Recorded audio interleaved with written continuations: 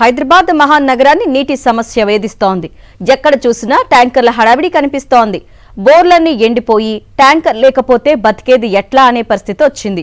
అటు జలమండలి సరఫరా చేసే ట్యాంకర్లు సైతం సమయానికి రాక తీవ్ర ఇబ్బందులు పడుతున్నారు. హైదరాబాద్కు కావలసిన నీటి అవసరాల కంటే సరఫరా అయ్యే నీరు చాలా తక్కువ ఉంటోంది. మహానగరంలో మంచినీటి ఇక్కట్లపై మరింత సమాచారాన్ని మా ప్రతినిధి సాయి కిరణ్ అందిస్తారు. హైదరాబాద్లో బోర్లలో మొత్తం కూడా నీళ్లు ఇంకిపోయి వాటర్ ట్యాంకర్ల మీద ఆధారపడాల్సిన పరిస్థితి వచ్చింది. సో ప్రస్తుతం మనం మణికొండలోని ఒక వాటర్ ఫిల్లింగ్ స్టేషన్ వద్ద ఉన్నాం. మొత్తం హైదరాబాద్లో 86 వాటర్ ఫిల్లింగ్ స్టేషన్స్ ఉంటాయి. ఇప్పుడు అది కాస్త ఈ సమ్మర్ దృష్ట్యా ఇంకో 10 కూడా వాటర్ ఫిల్లింగ్ స్టేషన్స్ పెంచి మొత్తం 96కి చేరాయి.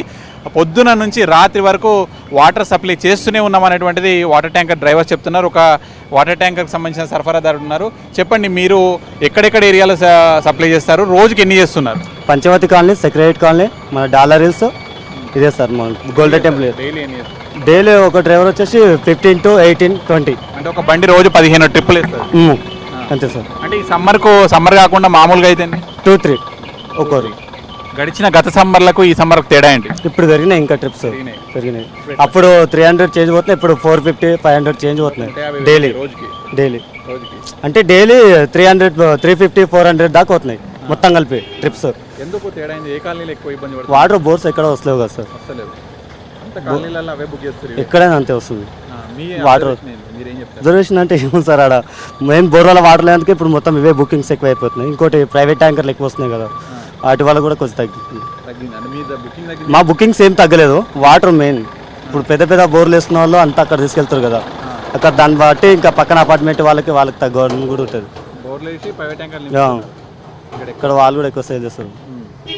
సో అంతకుముందు అంటే ఈ ట్రిప్పుల సంఖ్య కూడా పెరిగిందా? ఇప్పుడు పెరిగింది సార్. ఇప్పుడు డైలీ 450, 500 ట్రిప్పులు కొడతాం, పొద్దుగాల మార్నింగ్ 6 నుంచి నైట్ 12 దాకా. జలమండలి పొద్దున్న నుంచి రాత్రి వరకు ఎన్ని ట్రిప్పులు కొట్టినా కూడా మాకు బుక్ చేసిన రోజే వాటర్ ట్యాంకర్ రావట్లే అని చెప్పి కాలనీ వాళ్ళు అంటారు. మీరేం చెప్తారు? ఇప్పుడు మినిమం బుక్ చేసిన అంటే ఎంబటి అయితే రాలేదు కదా సార్. 30 hours తర్వాత వస్తుంది, 24-30 hours తర్వాత డిమాండ్ పెరిగినందుకు ఇంకా సీరియల్ ప్రకారం పోవాల్సి వస్తుంది. డైరెక్ట్ ఇవ్వాలంటే ఇవ్వడానికి కాదు, ఇక్కడ ఉండదు. మాకు తినడానికి టైం దొరకదు కదా సార్.